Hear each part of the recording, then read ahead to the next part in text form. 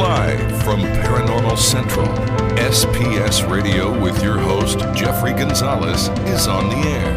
Tune in for lively conversations regarding UFOs, Bigfoot, hauntings, and conspiracy theories, among others. If you would like to speak to Jeffrey on tonight's show, the call-in number is 559-287-8367. That's 559-287-UFOS.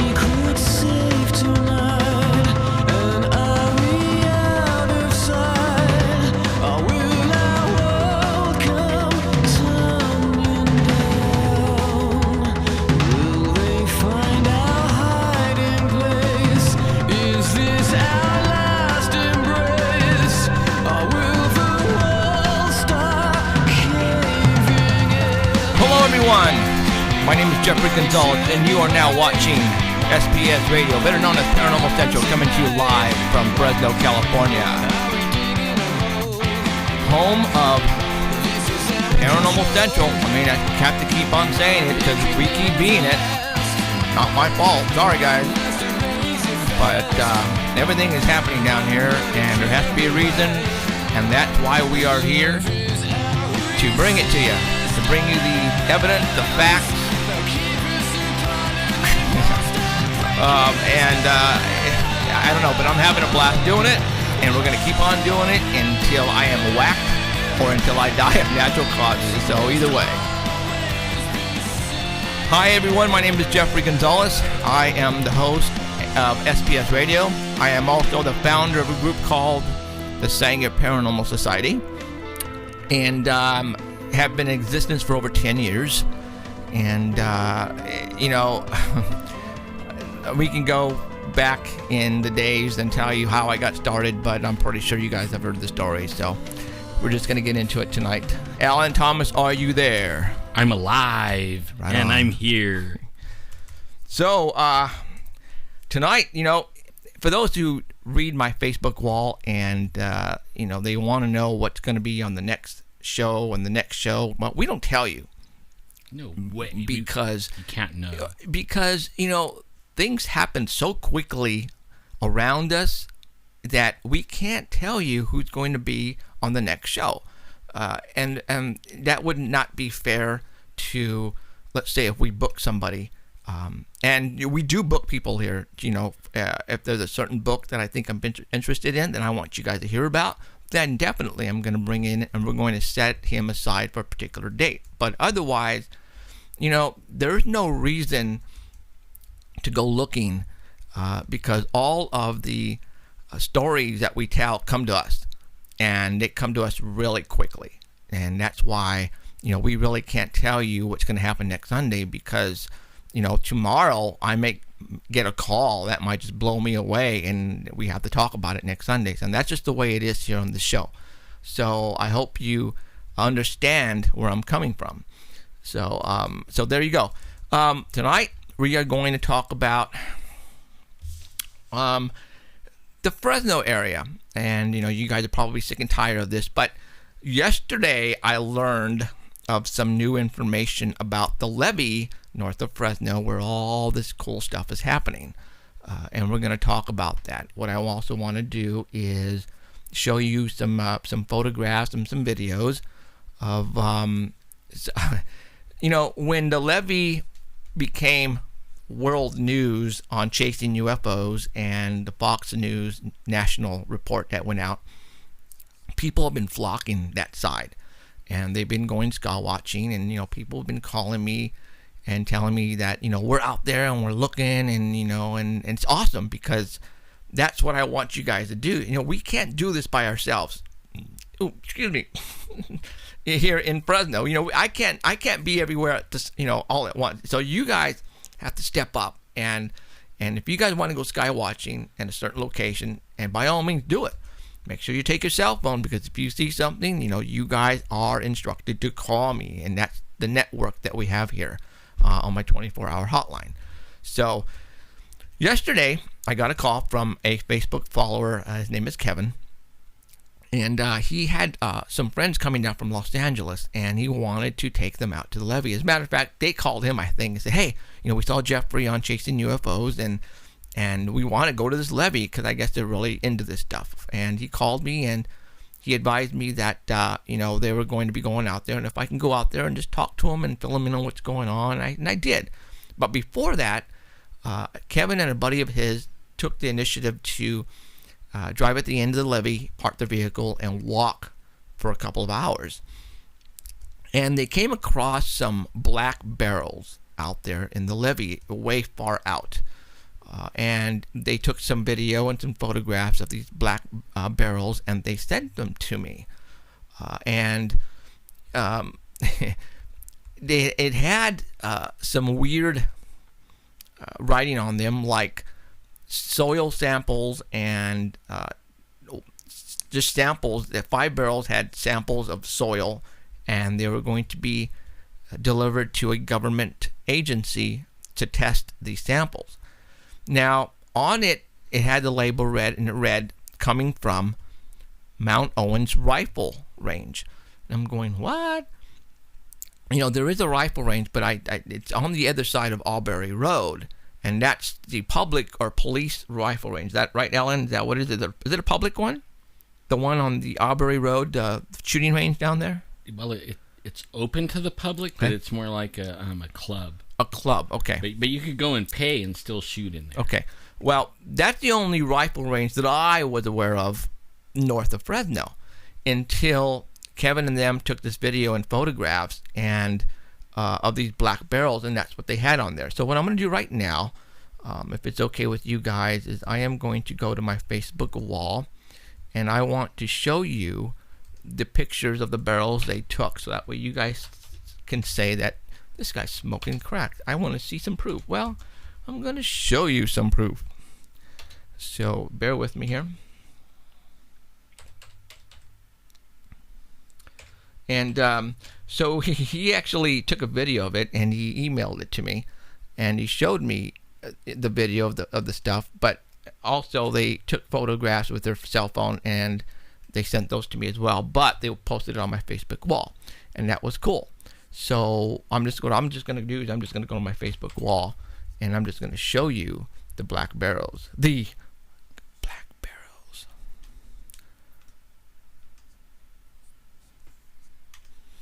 Okay, so if you look on here, it says this comment soil cuttings, Mount Owen Rifle Range. And there's a number on there, and I guess Kevin went and he looked it up, the number, and it's for a government agency. And, these, I guess, companies who test soil samples and so forth have to be, I guess, associated with the government, which is understandable. But what blew me away, the Mountain Owens Rifle Range. So what he did as he was out there, he Googled that. And so, and I never knew this, but there is 5 or 6 posts on Google on PDF files that have to do with Mountain Owen Rifle Range. And what blows me away is that the government leased that part of the levee north of Fresno for about 4 years.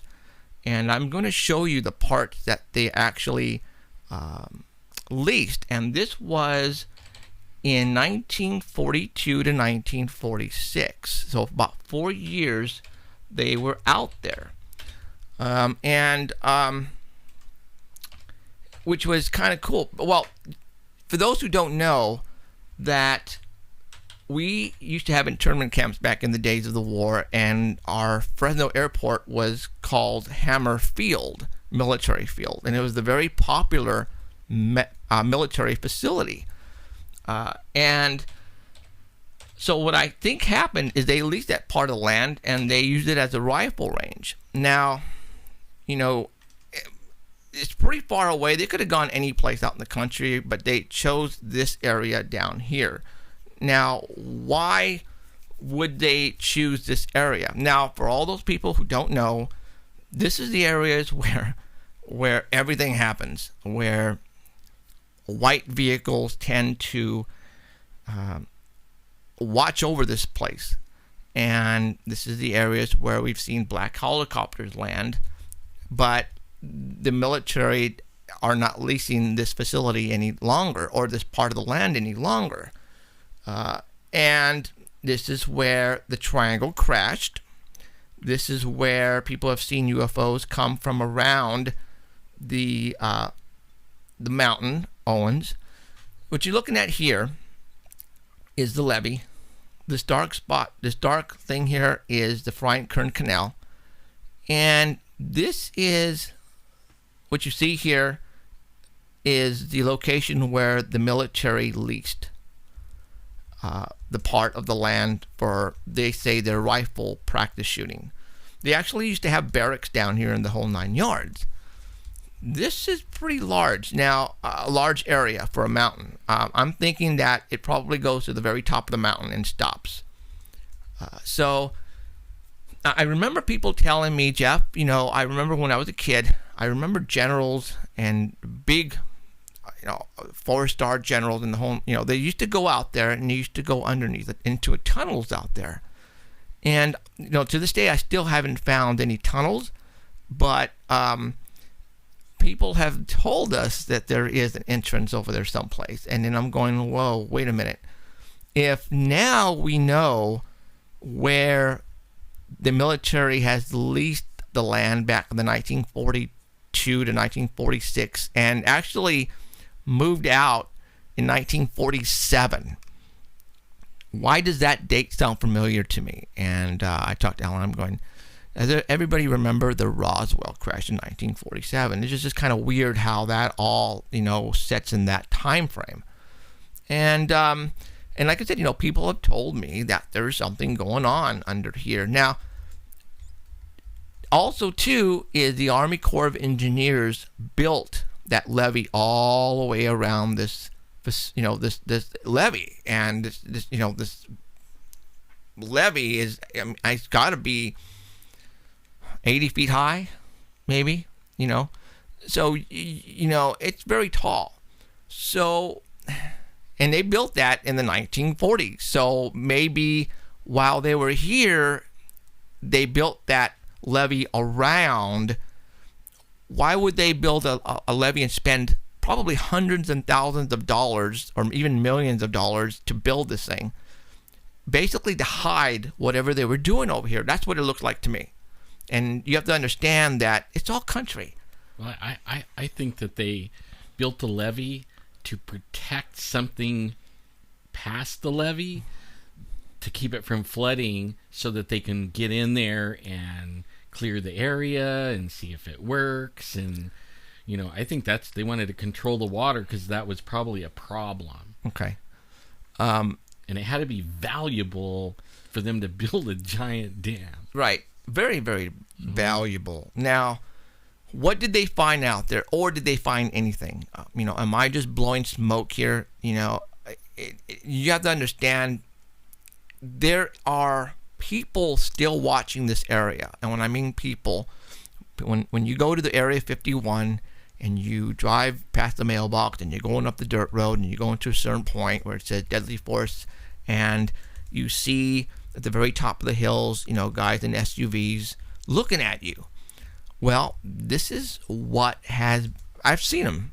There are people in white vehicles monitoring this area, but it's public. You can go down there anytime you want. But there's still people and government officials, I think, are still watching this. Why? Why are they watching this? Okay, so now we're really going to go even further to this, okay? We've talked about this in the past, and for some reason, Fresno, there's a lot of crazy stuff happening here.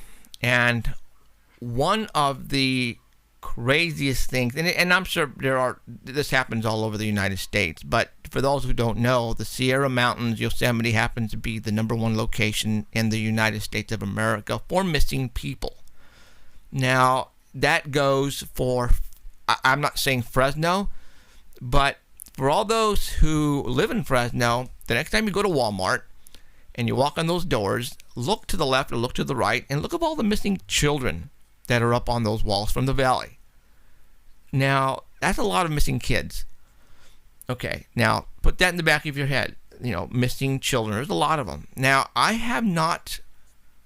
don't know the last time, and I watch the news all the time, where I've actually seen a news report about a missing 13-year-old or a missing 12-year-old, gone missing last year. I don't remember ever seeing that particular news report, and I watch them. But, and that brings back a movie, an 80s movie that I brought to Alan's attention. Does everybody remember The Lost Boys? Okay. Now, you remember when the sheriff went missing and his wife, went down to the boardwalk, the Santa Cruz boardwalk, really, and posted his picture of missing on this board. But she backs up, and all of a sudden you see all these missing people, like hundreds, And well, it's because in the movie, the Lost Boys, the vampires, that's, they were basically feeding on those people and killing them, and that's what they were doing for food. Okay, now, let's take this even further. I'm going to show you, I'm going back to my screen real quick. When was the last time anybody typed in Reptilians and Fresno? And let's say Reptilian Nest and Fresno. Has anybody ever done that? Well, if you're not near a computer, if you're on your cell phone, that's fine. Go do that. But if not, I'm going to show you right now. I'm going to show you an article that somebody actually wrote concerning reptilians and the Fresno area. Yes, you heard me right. www. Go to my website. Now, and there's a lot of people, right now listening to us. It's probably going, this guy has lost it. This guy is just losing it. He's a wacko. Reptilians, really, Jeff? I thought you were serious. You have credibility. But you have to understand, I'm not taking this out of left field. I'm going to show you what people have been talking about the Fresno area. This is not me. This is somebody else, okay? So hold on.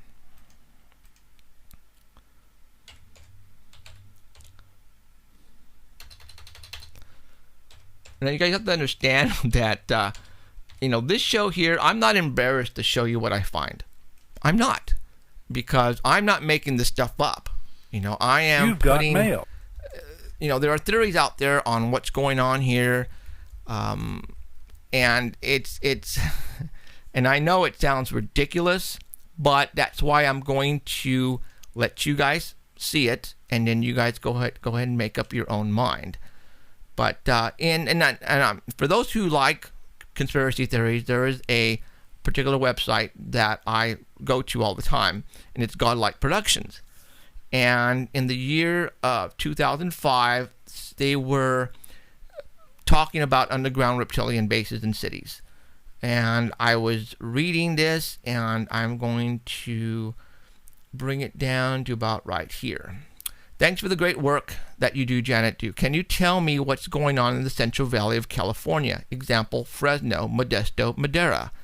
In the last few years, we have had several profile murders where rituals were involved. I am a Fresno resident, and our community is shocked by the latest ritual murder to hit our area.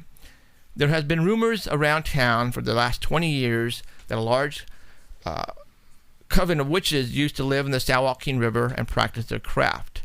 They're assuming they're witches, okay? And I believe some of these witches migrated north of Modesto, Merced along the river. Blah, blah, blah, blah, near the Friant Dam, okay? There is a lake called Lost Lake that is about 10 miles north of the city. Now, Lost Lake, for all those people who don't know, is right down Friant Road on your way like to Table Mountain. This is a location where all these UFOs are actually they're witnessing all these UFOs coming out of the ground. There's Lost Lake is right there to the west of Friant Road, and we have that quarry down there as well. These are where the locations of these UFOs are appearing and coming out of the ground. That is being witnessed. For those who've been watching my show, I've had a couple of people already who actually pulled over and took video of these things coming out of the ground right around the Lost Lake area. Okay, take that into consideration too. I'm not making this up, because if you guys have been watching the shows in the past, you guys remember hearing that family pulling over and those UFOs coming out of the ground, about 14 of them. Remember the security guard on the way up to Table Mountain? He witnessed those flying UFOs right around Albury Road, which is a hop, skip, and a jump from Lost Lake. Now, many people think that Lost Lake is cursed lake, and many people have drowned there, and as well as bodies being discovered in this lake. Now, let's stop right there. A lot of people have been found dead in that area. As a matter of fact, I remember my cousin, who at the time, now he's a teacher, but before he used to take care of and teach the handicapped kids, the children. And I remember one time he said, Jeff, we took a bunch of these kids who were mentally, challenged to this Lost Lake. And several of them covered their eyes, he said. And he told them, he goes, why are you guys covering your eyes? He goes, there's dead people all over the place, and they're scared. And I'm going, what? He goes, yes. He goes, they would turn around, they would cover their eyes, because they would see dead people all over the place. Some of them were hanging off the trees, but some of them were just laying on the ground.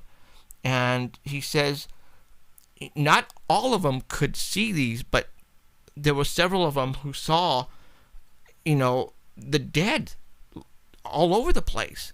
And they were scared, and they would not get out of the car. They would stay in the car because they would cover their eyes. And these were the handicapped kids.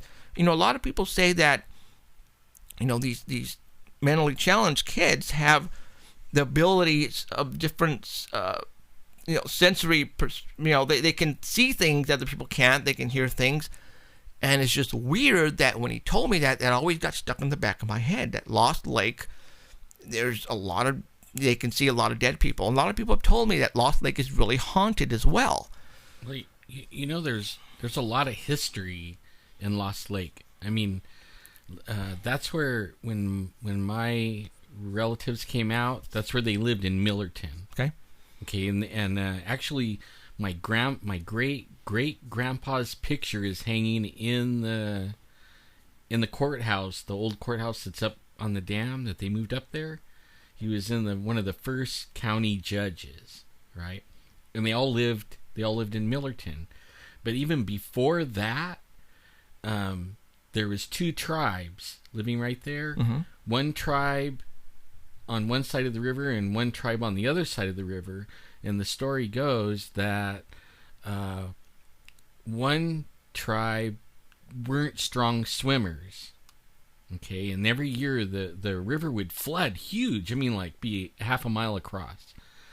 And the other tribe were strong swimmers, and they would swim the other tribe back and forth across the river.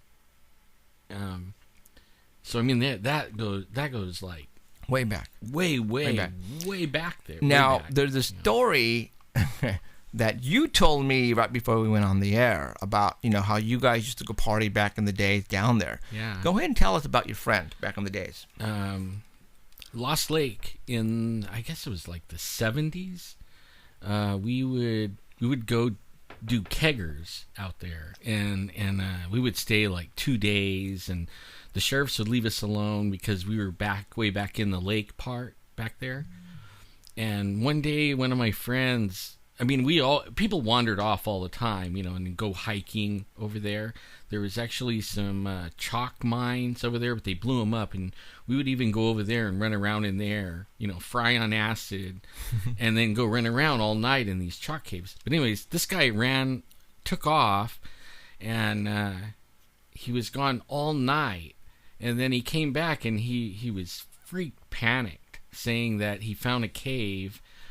And he thought directionally that he was walking back under us, back towards under us. And he ran into some lizards people.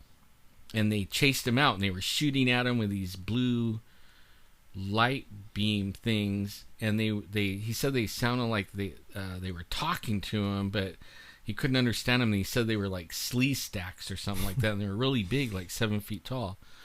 And I even took him back. He would never go back to the Lost Lake part because he was afraid of it.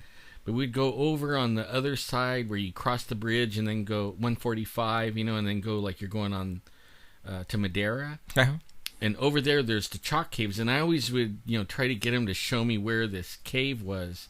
Because he said it was just like a pile of rocks. And then there was the opening and he went down in there. And he would never show me. He told me we'll die if we go in there. The lizards would kill us. And, now, him, telling me this, it's like,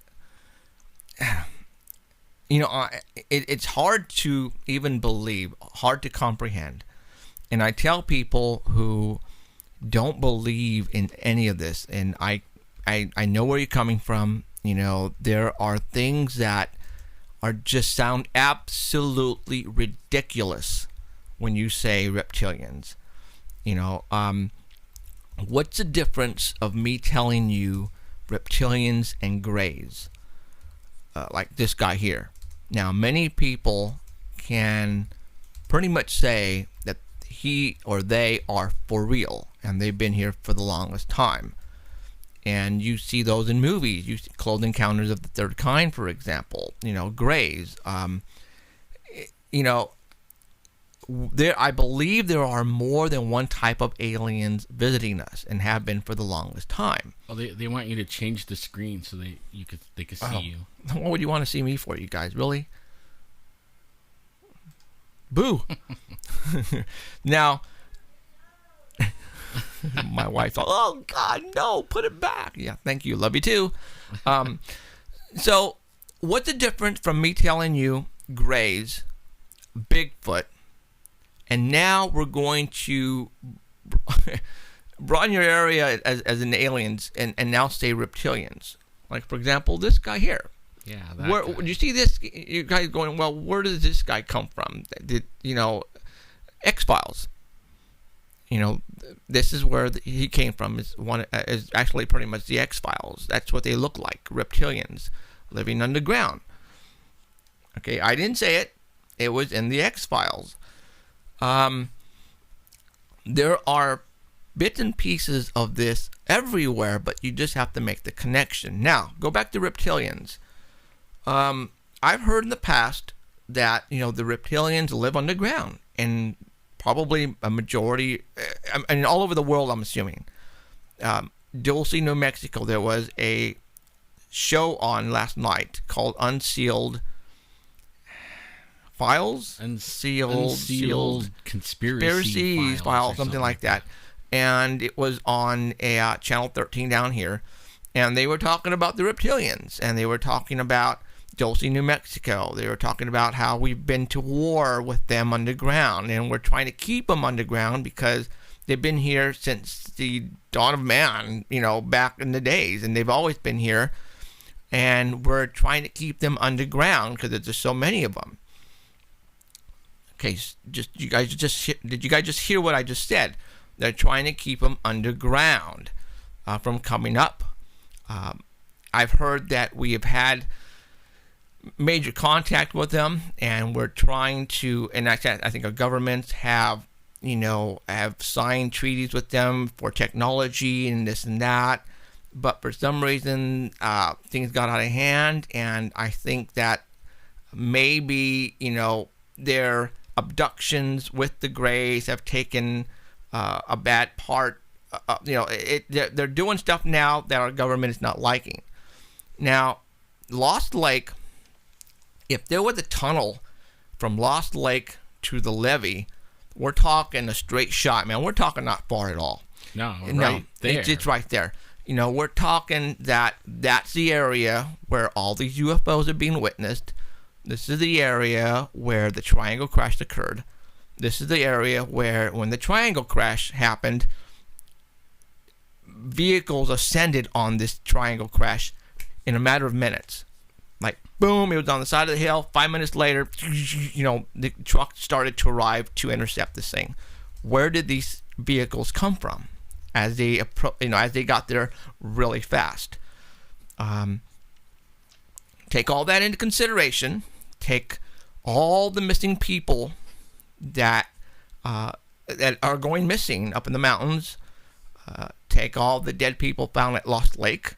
Now, somebody told me that, and after me telling him, we always hear that the Fresno PD or the Fresno Sheriff just found a dead body in the vineyards, in the orange fields, in the outskirts of Fresno. And that happens all the time down here in Fresno, California. And for those who all live here, can verify that. I mean, you guys know dead bodies are found all the time.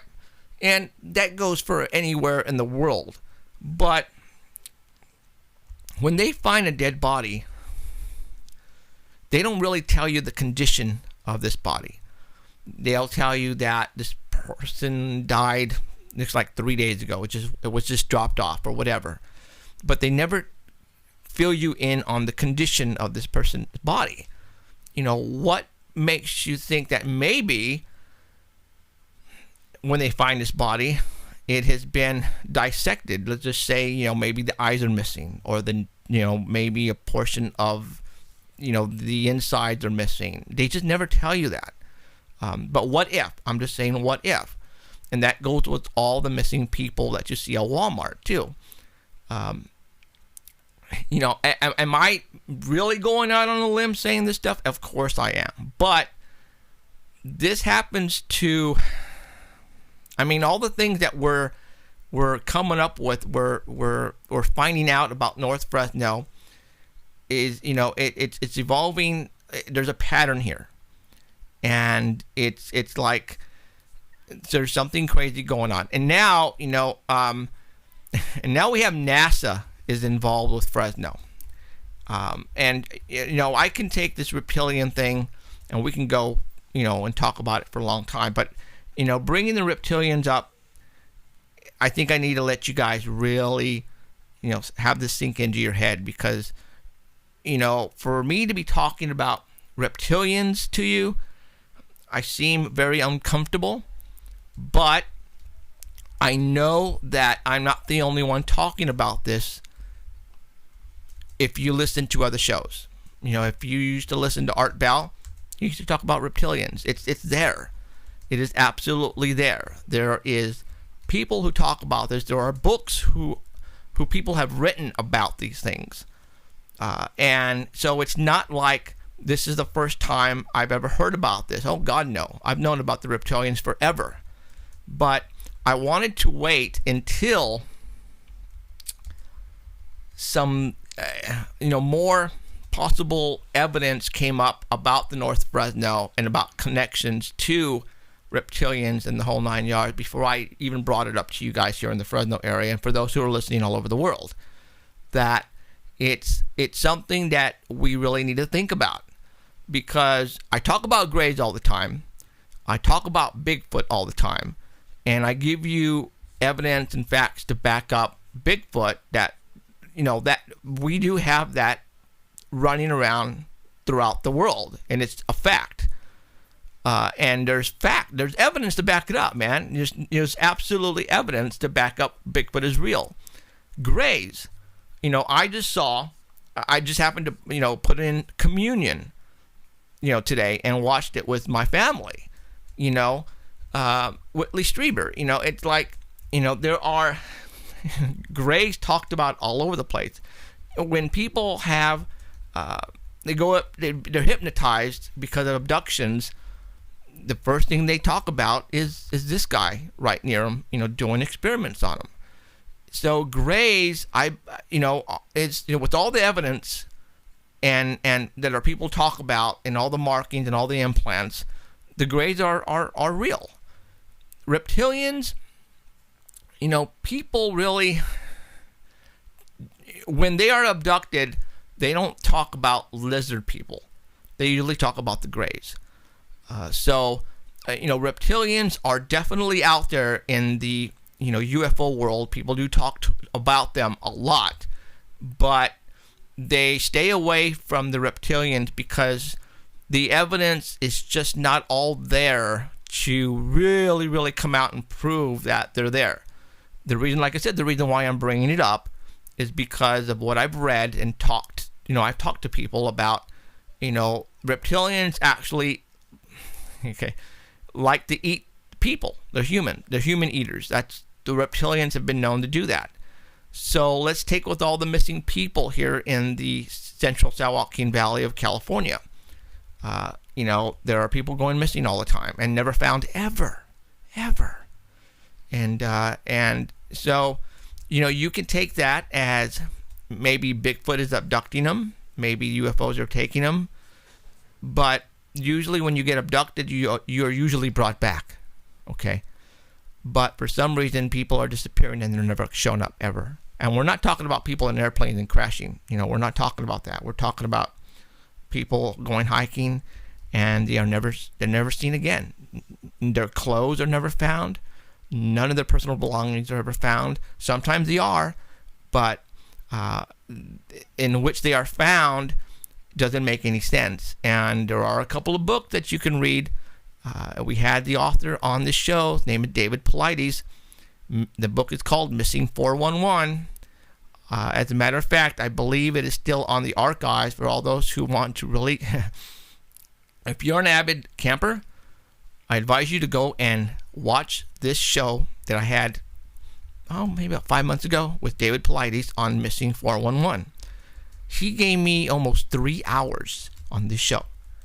And he opened up, and he actually went on Coast to Coast and talked with George Norrie. But he opened up on my show more than he did with George Norrie. And he actually talked about some things on my show that he didn't with George Norrie. And it was very cool. I had some people who watched that show and told me they're done camping. Okay? This particular show scared the crap out of people who go camping because they had no idea about the missing people and how far back this has been going on here in the valley of in the mountains and foothills of California. And I advise you, if you have a 3 hour spare time, go back to the archive. It's labeled Missing 411. Listen to it. And if you get a chance, if you have your wife or friends, gather around the family room, listen to it on the computer, and watch it. And you're going to be blown away.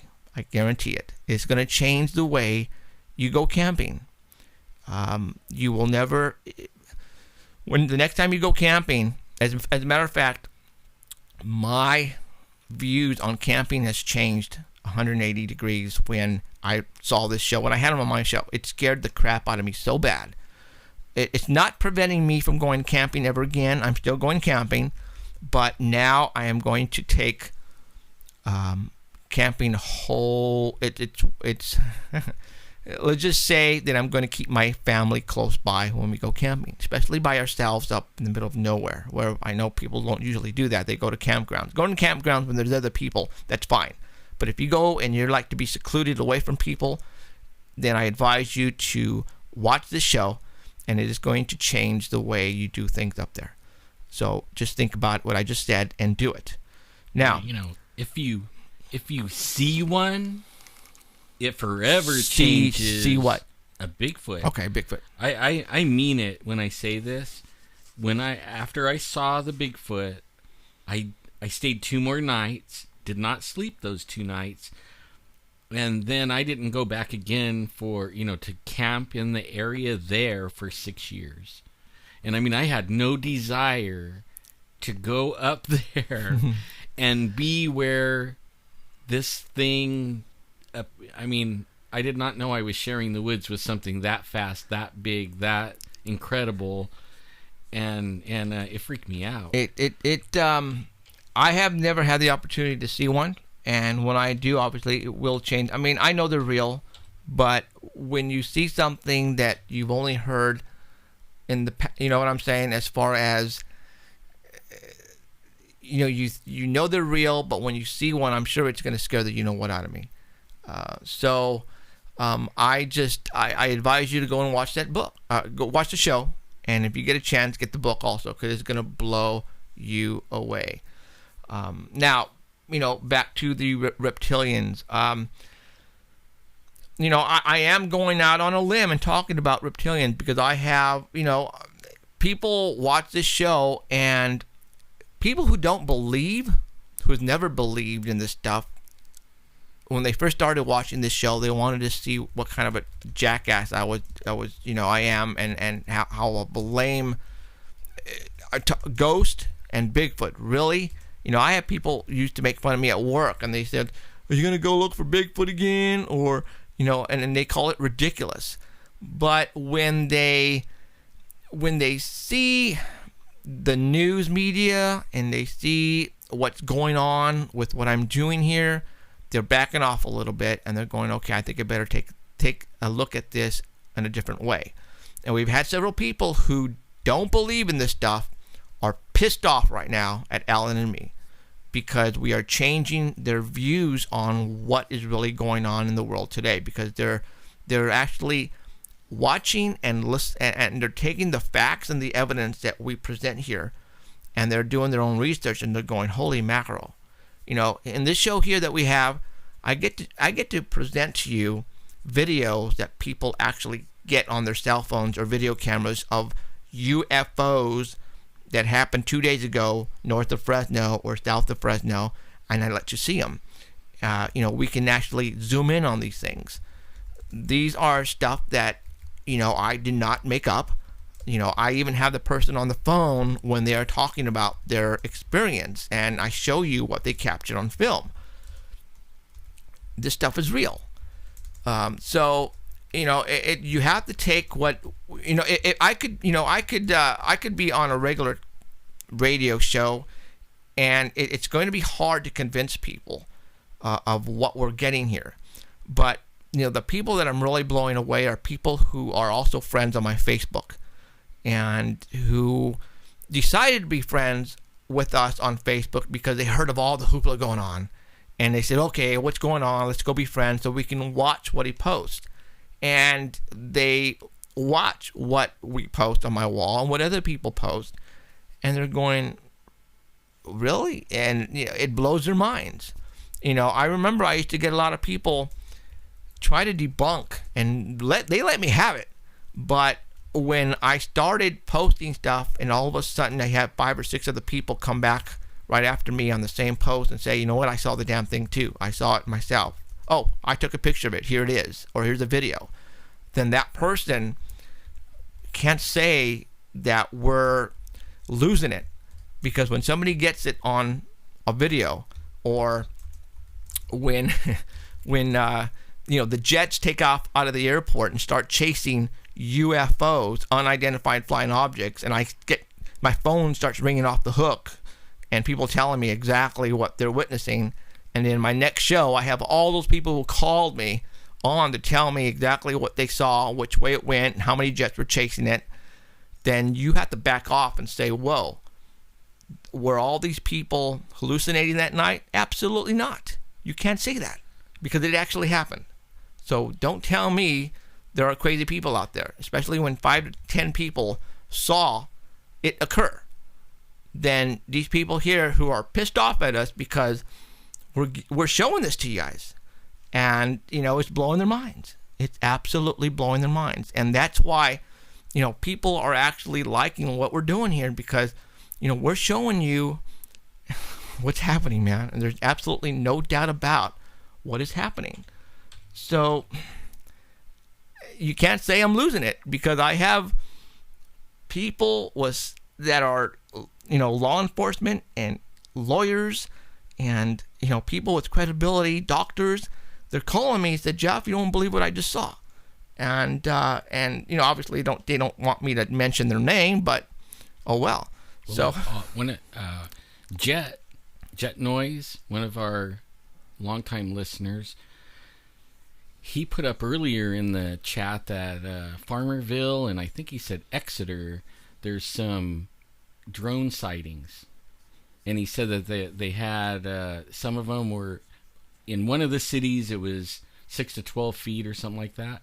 In the other city it was a little one. Small ones. And they were hovering around out there.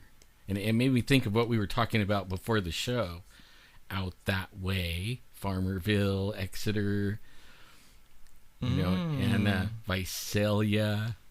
That's where NASA's setting up shop. Now let's talk about that. I'll just really quick here. Farmersville, and if you look on chat, you can see he just put it up again. Yeah, but I just want to say hi to Art Bell if he's watching us right now. I want to say hi. Hi, Art. My hero. Oh, yeah. Who scared us to death. That's why. Okay, well, anyways. Yeah, let's just say that for all those who don't know, NASA has been in our area for the past week. They came out a week and a half ago and basically told our media that our airplanes are going to be flying low and they're going to be taking air samples. And that's why they're flying extremely low. And I've had people call me. As a matter of fact, I actually saw the plane, 4-propeller plane, fly extremely low over Fresno. And I didn't hear about the news that they were going to be in town. And I had my binoculars, because I carry my binoculars and video camera wherever I go. And I looked at the tail, and it said NASA on it, and I freaked. And I posted it on Facebook, and one of the news reporters at KMJ Radio posted on my wall, because, again, I have people in the media who watch me, said that it was NASA testing our air. And now matter of fact, I just posted it on my wall a couple of seconds before we came on, that NASA has decided to stick around a little bit longer, and now they're setting up shop at the Visalia Airport in Porterville area. Now, let's think about that. You know, when we started this a year and a half ago, really solid doing this, you know, people have, you know, I really tried to give you guys all the information. I've had people call me about they're telling me the strangest things that is just blowing my mind. Possibly, you know, why everything is happening here. And I'm just going to say what people are telling me. That, you know, they witnessed UFOs, something opened up in the sky, something came out, the sky closed up, and here it is. You have this UFO hovering. The sky opens up, this thing goes through it, sky closes up, and it's gone. You won't believe how many times I have heard that from people who don't follow me on Facebook, from people who never have ever heard of me until one day they saw me on the news or saw me on Chasing UFOs and called me and they told me the story about they were on the backyard, evening, or even during the daytime, and this happened. And I'm going, you know, and I tell this person did, and this person would tell me, please don't make fun of me. When I'm about to tell you, I actually witnessed, and they would tell me this, that, you know, they believe there's I don't want to say a wormhole, possibly an opening to another dimension over Fresno, California. And I would take that into consideration, put it in the back of my head, and, you know, when you have more than one person come to you or call you and tell you this is what's happening over Fresno because all these people have witnessed it, you can't say that they're hallucinating, because obviously they've all witnessed something extraordinary and they had to tell somebody. Now, do I have proof? No, I don't have proof. I have 2 kids that tell me the same thing. They told me they saw the sky open and they were seeing a UFO first, a disc. Okay. The sky opened up, and it didn't like jet off at 1,000,000 miles an hour. It slowly went right up into this hole, and then the hole closed, and it was gone. Okay, so, you know, again, I'm pretty sure that there are a lot of people out there who have witnessed the same thing, and to this day still don't know I exist. So they can't tell me, you know, what they witnessed. And I have people doing that. I have people coming to me and telling me stories that happened to them 20 years ago around the Fresno area. And they're so glad that I'm here for them to come forward and to tell me their story, because they can't tell their story just to anybody, feel that they're going to get ridiculed, and they don't want that. But now, since they see what I am doing and they take what I'm doing seriously, and I don't make fun of people, period, because, you know, this stuff is happening. You know, you can't deny this stuff is happening. So, so I don't know what else to tell you, but this stuff is really happening. Now, the NASA plane, you know, I posted it on my wall. As a matter of fact, if you want to go look at my wall, there's one of the ABC News did a report on it, and I posted that news report on my wall. And I even mentioned, that, NASA is going to be in town a little bit longer. And, I said, doing the, testing of the air. And even a couple of people posted on there, I think one person did, and they go, why would they want to spend money and go to Fresno and do that? What's the purpose, People make fun of Fresno all the time, you rednecks and Mexicans, and I can say that because I'm part Mexican. But, who gives a what about Fresno? But yet, NASA is spending probably a lot of money doing that. Now, I personally think that they're not testing the air. I think they're looking for something else. With everything that we've been putting out to everyone, especially all these shows, I think NASA's here for another reason. And I don't have proof of that. I don't. So, but I'm telling you right now, it feels very strange that NASA is actually flying several planes, not just one, several around the Fresno Valley and supposedly doing testing of the air. I think they're doing something else, and they're using that as a front.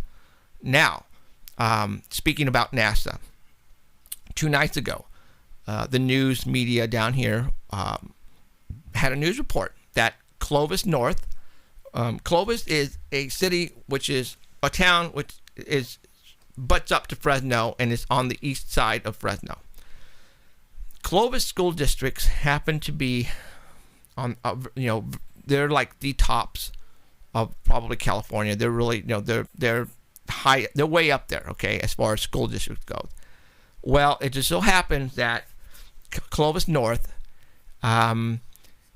they just got several pieces of artifacts from the space shuttle, and they're going to be able to put this inside the school. Now, you have to understand, this is a robotic arm and other artifacts that were on the space shuttles out in space that was given to this Clovis High School. And you guys have to understand, too, that this is the only high school in the United States of America to receive anything like this. Now, those who have been watching and listening to our shows in the past know that we have informed you that many people who are in the military and the government have come to Fresno to retire, especially North Fresno and that area. So you have to wonder that, when they were talking to this teacher on the TV news report, that I guess he put the submission in 2 or 3 years ago when it finally came through. Well, I wonder who, again, is it a coincidence that the only city or the only high school in the United States of America to receive anything quite huge of parts of a space shuttle, is it because of who's down here? Maybe the connections that were pulled to get that to the school. NASA again. I am bringing you this stuff. I'm not making this stuff up. Now you guys are probably going, "Oh, big deal." They probably, again, I just told you, Clovis School was the only one in the United States of America to receive actual parts from the space shuttle. And that just doesn't happen. Why Fresno? Why Fresno? You guys have to really think about that. Is it a coincidence? I believe there are no coincidences in this world. There are connections, but you guys have to make that connection. And with all the stuff that I have been telling you for the past year about Fresno, it all kind of makes sense. Okay, you have to really think about that and put it in perspective that, why Clovis? Why give them, why not some school in L.A.? Why in New York, in Florida, where, they fly these things out of or land, but Clovis, California, really? Okay, so take that and think about it. And I know a lot of people are going, "Oh, big deal, it's not a coincidence." So they wrote in and they got these $1 million parts. But that ties in with all the findings that we find when we're out there over on the side of the town that these things went to. everybody's retired NASA generals. I never heard of so much brass as when we get over there. Exactly. And I mean, we have, what do they call them? Looky-loos? Man, we get the looky-loos. They'll be driving by and just like staring us down. And I know it's those guys. They're like, what are you doing out here with all your what's the dish, the directional dish and the video cameras and the thermal image truck and all this stuff, there are things, there are things that if you're not paying attention to them, you're going to miss them. Like, for example, I didn't know, and this was on Saturday. Was it Saturday? No, it was Friday at the Save Mart Center parking lot. Supposedly they had tons and tons of equipment out there from the sheriff's department, like trailers with satellite dishes. Oh, I saw that. And I've notified a couple of people who are in the know-how who really haven't got back to me on that. There was like a bit, and when I mean commanding post, this was huge. We're talking 18-wheelers out there with satellite dishes on them, sheriff.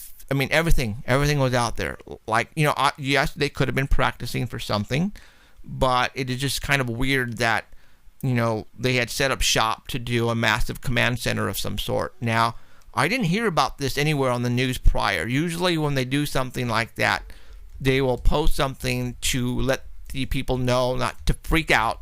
Don't get hysterical. We're just going to be doing some drills and that's all it is. But they didn't. And fortunately for us, people who watch me and know of me notified me and told me, Jeff, are you aware of what's going on at the Save Mart Center parking lot? And I didn't. And it's a shame that they didn't get any photographs, because you have to understand, more than one person notified me on this. And you guys have, this kind of stuff, you guys have to get pictures. You guys have cell phones.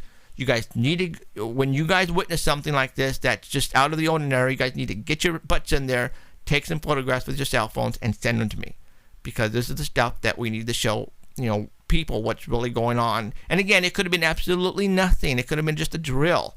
But, with all the, Sheriff Margaret Mims was one of the sheriff's officers that actually sent a letter to Biden, to our government, basically telling them, I am not going to take weapons away from my citizens here in the Valley of California.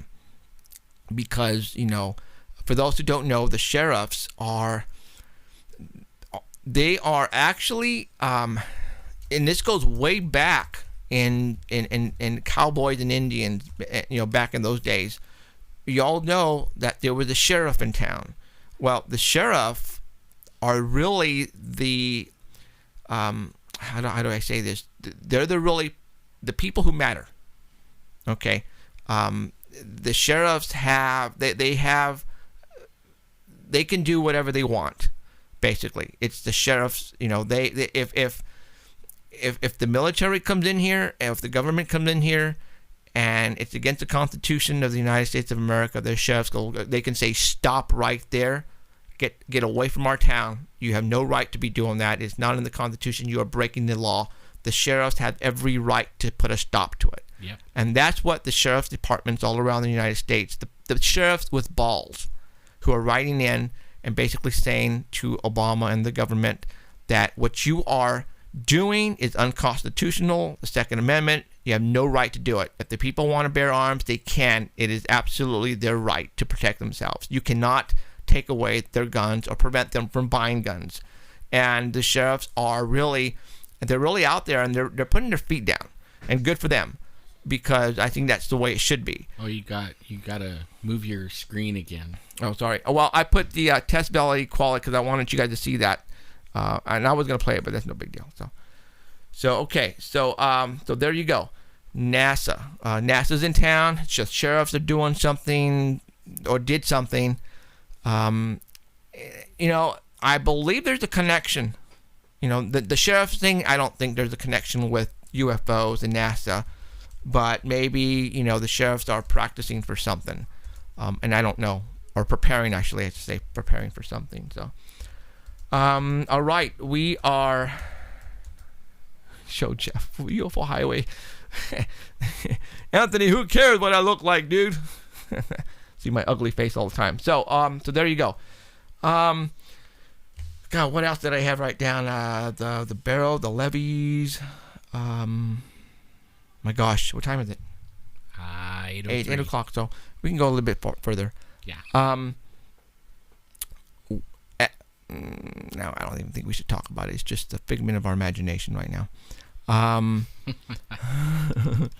Just saying we're planning something for the near future. That's all. That's all. Something very exciting. Well, Anthony just invited you to something. Where? What? Who? What? Oh, it's up the chat line a ways. Where do you want me to go, Anthony? You'll have to repost it. I think Anthony's having another UFO con. He always holds some good ones, man. I mean, they're really good. If you're in Fresno, it's worth the drive. If you're in the Bay Area, it's worth the drive. Area 51 Skywatch. Ooh. What's that? Tell me. Are we all going to go over there? He just came from Area 51, I believe. Yeah, he just came from. So. Yeah, I just watched a video just like yesterday, and he was recommending the same pair of binoculars that I like. Yeah, I don't have any, so I got to get hooked up with Anthony so we can go hang out and I can even try them. Right on. Because they're pretty cool. There we go. Oh, there you go. Anthony, you want to call in? Anthony, call in. Anthony. Put up the UFO wire right there. Okay. He's wearing his PJ bottoms. And I can do that because I live here. So, Anthony, give me a call. Let's talk a bit. I'm just glad he's not wearing his boxers only. Yeah. Oh, his phone is dead. Wah, wah, wah. So, well, no big deal. So, just tell me what's going on, and I will see if I'm available. Like if I have a life. Yeah, right. Let's see what's going on here in Fresno. Something was happening here pretty soon. I forgot what it was. I should have wrote it down. I know I'm bad at that, but okay. Well, I'm hoping spring happens pretty soon. I'm tired of winter. Oh. Ooh, there we go. The phone is ringing. Hello. Hey, what's going on? Oh, did he already die? Hey, what's going on, man? I just wanted to call and say hi. I'm watching the show. I'm having a great time. Really, Hey, Anthony? Yes. So what's going on, man? Long time no talk. Well, I'm inviting you to be a speaker at the Area 51 Skywatch Conference, which is on May 24th, 25th, and 26th. That's Memorial Day weekend. And get this, Jeff. Travis Walton from Fire in the Sky, the movie Fire in the Sky. Right. He's going to be speaking. Sweet. Man, dude. Where's this at? Yeah. No, where's this at? This is at. It's literally going to be on the southern horizon of Area 51 in Alamo, Nevada. And we have, if you remember, you saw the video of me on Facebook where we were a couple weeks ago in Alamo. We found a place that literally looks at the southern half of Area 51, right on the other side of the mountains from S4, where the supposed S4 facility is. And we saw a bunch of laser activity, man, some weird laser activity. May have seen one UFO because it didn't fit the description of any of the satellites that we had in our software. We have the satellite tracking software, and there was nothing supposed to be in the sky at that point. It didn't look like any military or commercial aircraft, so it could have been private, but it looked like a Delta-shaped craft. It was a triangle with three lights. So very cool. And there was no red light anywhere on there, no blinking lights. So we ruled out any type of aircraft that we know of. Right on. Wow. That's cool, especially coming from that area, because it's got to be coming from, either a top secret aircraft or who knows what it could be. Definitely a UFO. Well, I was in Snowflake, Arizona 2 weeks ago, and I met with some people that are close friends with Travis Walton and his family. And I'm really excited that Travis Walton has agreed to be a speaker at the event. But I was really hoping that you could make it because, this is going to be a pretty prestigious thing going. And I don't think anyone has ever done what we're going to do, Jeff. We're taking 3 Gen 3 night vision goggles that are retrofitted to high-def cameras that are going to be connected to 3 52-inch screen flat panel plasma televisions. So we're going to have a panoramic view of the entire Area 51, horizon. But these will also be able to track and follow craft. I mean, with the Gen 3 night vision goggles, you're going to see a lot of stuff, man. It's just it locks on. It's amazing. It locks on the ship and then follows it. We literally can literally lock onto aircraft or whatever, any kind of UFO, whatever, and follow it. Wow. Sweet. And we've done that. Well, we did that in Nevada at Virginia City last August. So July, I think it was July, and it was amazing. We were doing a test. We were conducting a test to see if we could pull this off. Well, we had a pair of night vision goggles that night. Well, 2 actually. Each is about $4,000. This is how much these things cost. And Chuck Paloka, who's also going to be one of the speakers, he's a regular, like on the Kevin Smith show, and he's on my radio shows a lot. He actually owns a machine shop, and he's a very talented engineer. And the guy just created this off-the-hook equipment where he retrofits, tripods, high-def cams, and night vision goggles, so that we can connect, to live, television feeds and stuff. It's just amazing, and we're going to have all that out there. Sweet. Now, is this going to be held like at a hotel someplace, or? It's actually we're going to be holding the event. All the speakers are going to be talking at a place called the Windmill Ridge. And the Windmill Ridge is a series of cabins. And they actually own 2 places there. There's a couple places there. And we're going to be posting all that information at area51skywatch.com. And we're really excited. Get this. We can't have more than 100 people attend because it's in a very remote area of Nevada, and there's just not enough infrastructures to support everybody, too many people. So once we reach 80 to 100 people, that's it. We're closing up shop. And I just received an email that Bill Burns from UFO Hunters and UFO Magazine might want to be in attendance at this event because he asked me to be on his show. So I asked him, about the event, and so far I have a tentative yes. I also have a tentative yes from John Lear, the guy that was with Bob Lazar at the Black Mailbox the night all this got started, but Area 51. So this is going to be a major event, and it's going to be, restricted to just a few, numbers of people. There's not going to be a lot of people allowed at this thing because there's only 4 places to stay inside the city of Alamo. There's the Windmill Ridge, and then they have this other, a little bit more expensive resort place, and then there's 2 motels, and that's it. There is an RV park. So if people want to come, in an RV, they're absolutely welcome to do that, and that's available. And we're also asking that if people get cabins, do not get a cabin with 2 beds just for one person. We're asking people to come as a group so that if they come as a group and share a cabin, almost all the cabins have like 2 queen-size beds in them. If they share, you can fit 3 or 4 people in the cabin. That means, we can get greater numbers at the event. So this is, the website's going to be up in 1 week. It'll be area51skywatch.com. Right now you can only see a picture of me, and then there's like a picture of last year's event. But this is the big event of this year. And I'm also negotiating a venue for the Fact UFO Con. But that's going to happen later. I'm probably going to do that sometime between August and October. So right now my focus is on area51skywatch.com.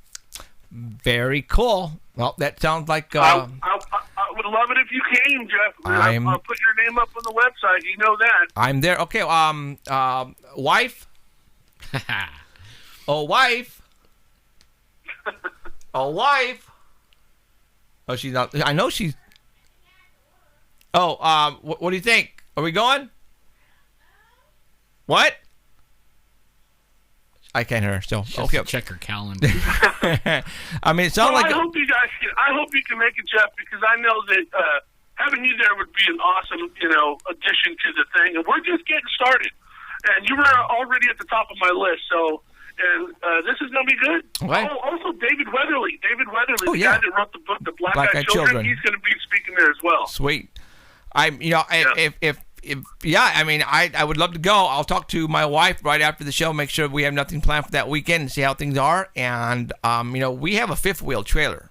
So, Oh, nice. so, Very nice. so it's like, if that's the case, so we'll see how things go. And I will let you know in a couple days. Is it Thank Memorial you so Day? much. And by the way, Yeah. someone's asking about Carrie Cassidy. We did send an invitation to Carrie Cassidy, and we got a tentative yes for her too. So Sweet. and it is a Memorial Day weekend, so Okay. it'll be a lot of fun. All right, sounds good, Anthony. Thanks for the invite, and I think it looks good. Let me just talk it over with the wife, and talk it over with her and see what's going on, and I will get back to you in a couple days. Okay? All right, thank you, Jeff. Awesome, Have a Anthony. wonderful evening. All right, you too, man. Thanks. Bye bye. Night, See ya. Anthony. So there you go. Man, thanks, Anthony. That was cool. So man. we might be going to Area 51. I'm like the techie guy. I love like when they brought the FLIR truck. Mm-hmm. I'm like a little kid in a candy store. Some of the stuff that Anthony was showing on his little video I was like, oh man, I wanted to like just dive through the screen and start playing with stuff, because I mean he had some cool stuff that and if it's something that could lock on to a craft, oh man, that is so cool. Oh, man. So it looked like my wife is already on the internet trying to find out where this place is at, and I know where it's at. So I would love to go and talk. It's like, wait a minute, what? So there's a delay between the wife and me because she's watching just like what do you say? Oh, I don't know. I have to talk to her later. So okay, Somewhere very cool. in Well, thanks, Nevada. Anthony, for calling in. I will let you know in a couple days. And there you go. You just said, I know where it is. And then you go, no, didn't hear where it is. You contradicted yourself. So whatever. All right. So, okay. So cool. Very cool. If I can make it, I will. Jeez, I don't know if you can hear her out there. I think Usually we have a Bigfoot deal on. Actually, we don't. Usually it's David. We have a Bigfoot thing on Memorial Day. Oh my gosh, I forgot about that. And you know why the Memorial Day Why? for Bigfoot? Because that's the first day that's the first weekend they open the gates for the Sierras. So the Bigfoot have been unmolested all winter long, and then we come in and molest them. Shoot. Okay. You know. Well, we'll see with crap. I forgot about that. Okay. Well, so maybe we can go camping after, Yeah, we can always go the next weekend. or I can take a couple of days off right around that time and see what what I'm saying. And when we come back there, we can go right back up in the mountains. So, I mean, we always do the Bigfoot thing. We don't always do the thing that Anthony's talking I know. about. I'm thinking the Area 51 thing is an honor to go to that. Can you so. imagine going and talking to Mr. Walton? Oh man, Travis is going to be there. Very cool. So, okay, well, there you go. Yeah, I haven't taken any days off this year yet, because all my now at where I work, when the year starts, then you have all your vacations now back up. So, now I have like a month or something. So, so there you go. So, all right. Well, there you go. Looks like if everything goes good, we are going to be taking a trip to Area 51 and speaking at Anthony's conference out there with Travis Walton and David Weatherly and some very other cool people as well. So, all right. Well, what time is it? 8:17. 8:17. So, does anybody have? Oh, excuse me. Does anybody have any questions out there on chat? DNA update. We really haven't anything in on DNA. The professor seems to think that we might have shut ourselves down when we waited too long to find somebody, but it wasn't really our fault because we were waiting for somebody to come forward. And it's unfortunate that that supposedly being exposed to just regular air, cuts down the DNA and it loses it. But I still have the DNA in those test tubes that were swabbed by the forensic expert, and I still have those in my possession.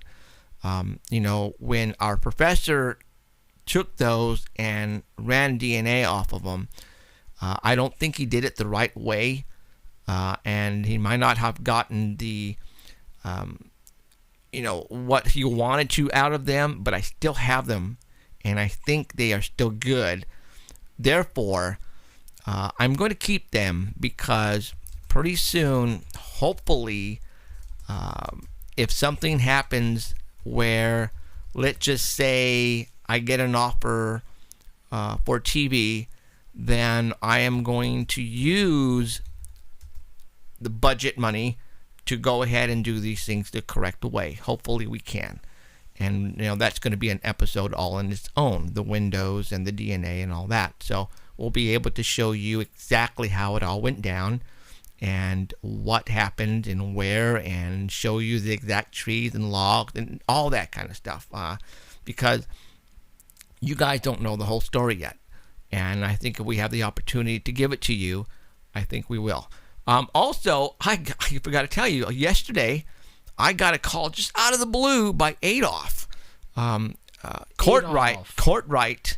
Man, I've been thinking about that guy. Well, for those who don't know who Adolf is, do you really want to get scared? Do you really want to get scared? No shit. Go to YouTube and type in 101102 or no. Courtright abduction. Courtright abduction. You guys are hearing me right now. It's on YouTube. We had his name is Adolf. Oh, God, I don't want to tell the whole story.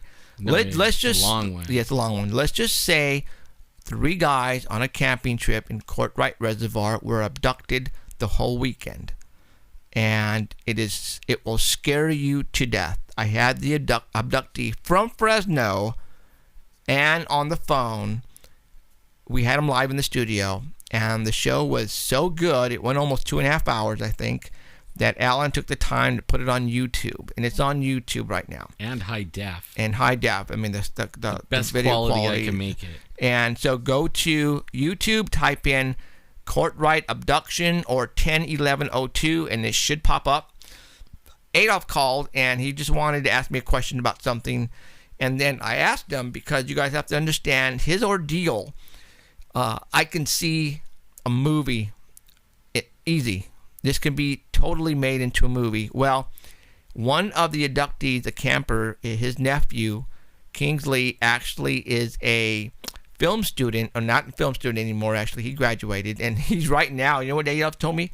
That he's filming commercials for Google. And he's like in Japan and India and doing commercials. He doesn't work for the school no more. So this guy has got to be making the bucks. Now, with that in mind, he was able to finish his documentary, and in about another month it's going to be done. Yay! Okay, it's over an hour documentary footage on their ordeal. Now, get this, guys. I talked with the producer, and he wants to, and I remember him saying this, they want to hold a screening here in Fresno, California for that event here. And we're going to be able to sponsor that here in Fresno, California for the screening of 101102. Just to guys let you know that this particular event was so extraordinary, they found an alien handprint on the hood of the truck. And it... we actually show that. Yeah, they actually show. They actually have copyrighted... I mean, dude, you guys are going to freak out. Well, we're going to hold the screening debut here in Fresno, California. And the Sanger Paranormal Society, SPS Radio, are going to sponsor it, and we're going to hold it here in Fresno for the first time because it all happened here in the valley. So that looked like it's probably going to be happening here pretty soon. I'm thinking, because he said they got one more month until they finish it, and it's over an hour long. So we're going to be holding the debut screening of 10/11/02. Maybe we'll give away 2 tickets. Okay, Ito. So we are going to we're gonna show it here, and it's going to be shown here in Fresno, and it's going to be awesome. We're going to have a good time. Things are happening here in Fresno, California, guys. There's no doubt about it. We are changing people's opinions on us. People's minds are now changing, and you cannot deny what is actually happening here in Fresno, California. Absolutely not. In fact, let's I remember the video I put up there, and we got like a few minutes. Yeah. Thank you. Oh my gosh. Just to show what goes on in Fresno. Okay. This was last summer sometime. Okay, summer of 2012. Yeah. You guys have to understand, we have sky watchers planted all over Fresno.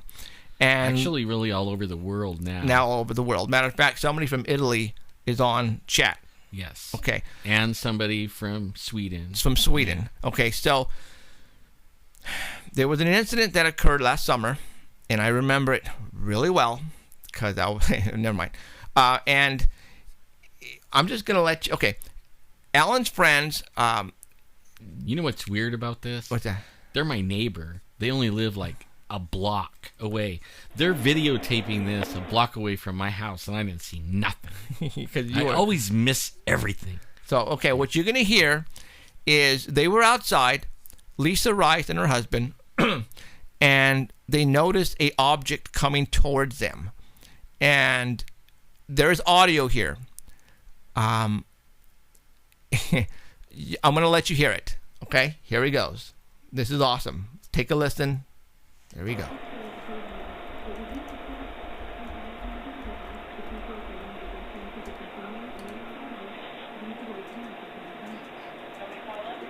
Not yet.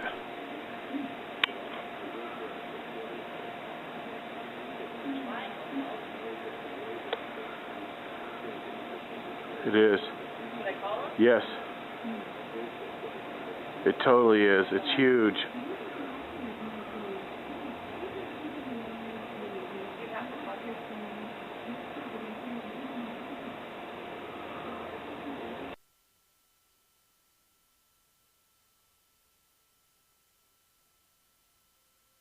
I'm so sorry. Okay, here we go. Here we go. I'm glad you guys said something. I'm so sorry. Okay, here we go.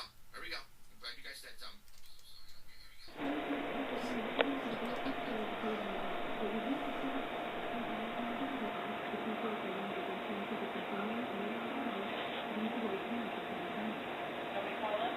Not yet.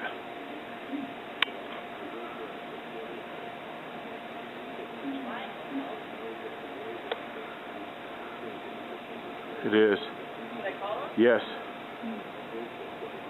It totally is. It's huge.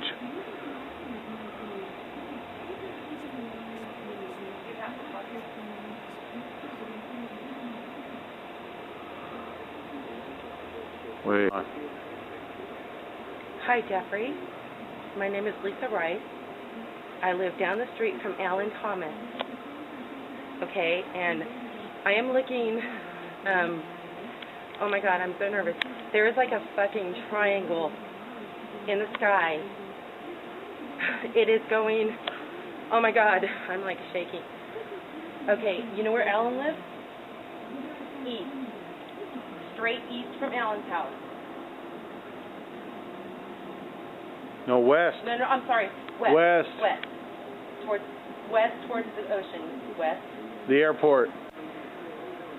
Yes, Jeff, there are 3 lights, and they're moving, and it is a triangle shape. I can't get it no more. It's getting too far away.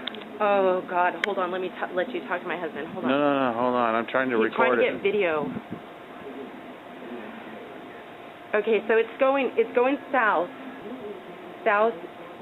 South, because it's going past. Yeah, it's going southwest. Southwest. So you'll probably be seeing it soon because you're in Sunnyside. It's how high do you think it is, Bill?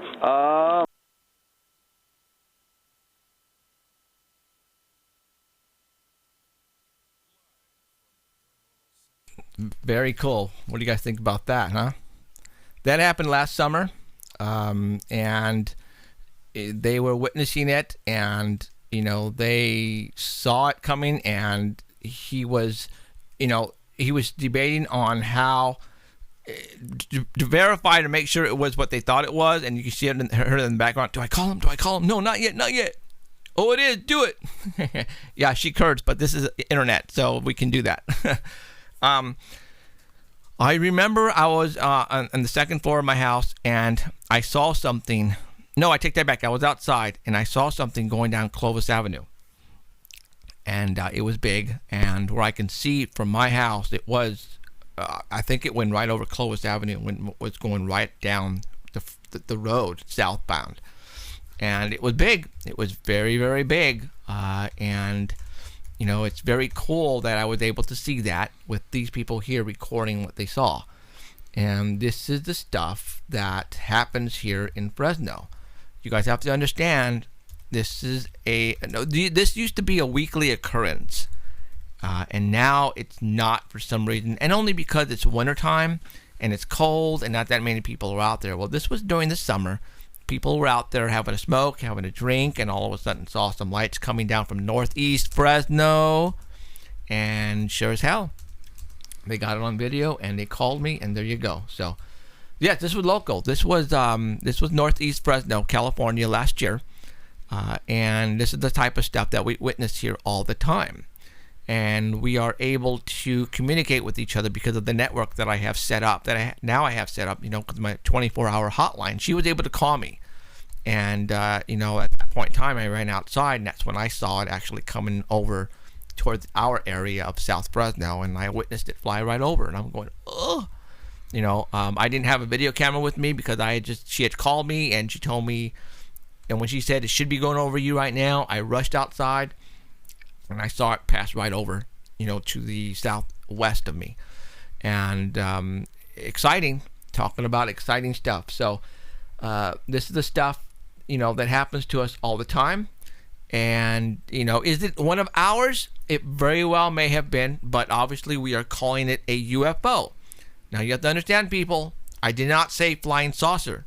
I said UFO, unidentified flying object. Okay, and that's what these things are.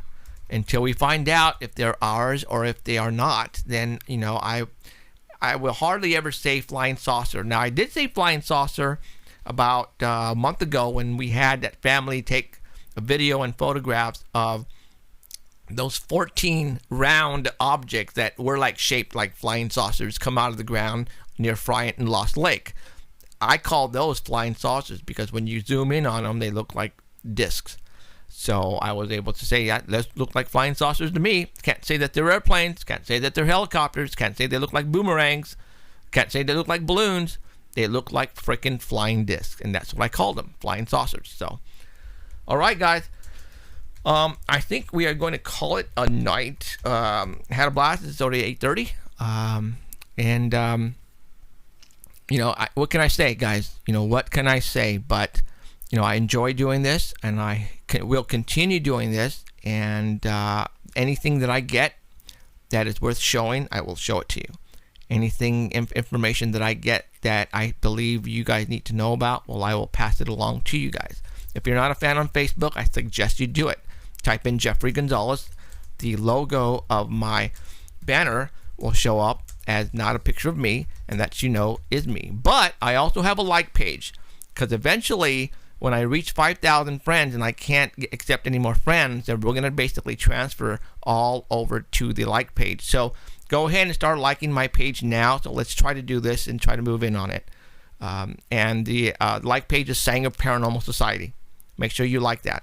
Now, for all those who are not aware, you can actually be watching our show right now on an app on your cell phone. If you have an iPhone or an Android, there is a free app that you can now download and now watch the show.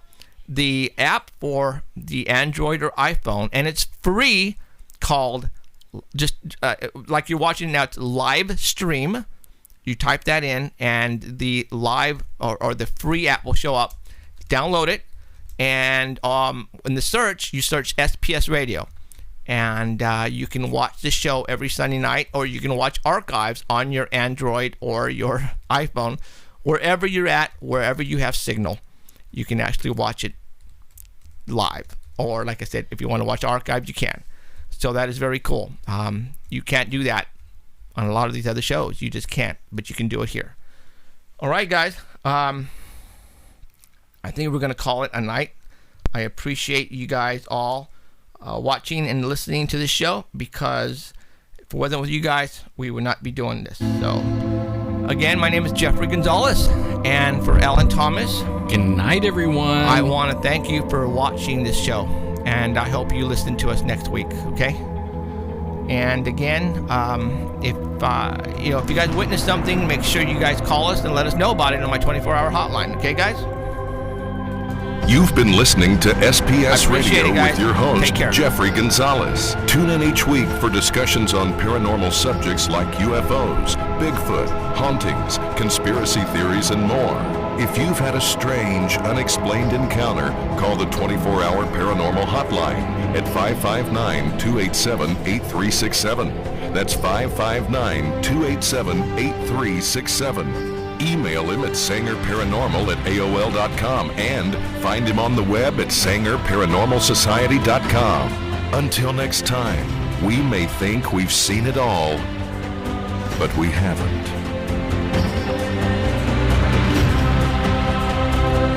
Peace out.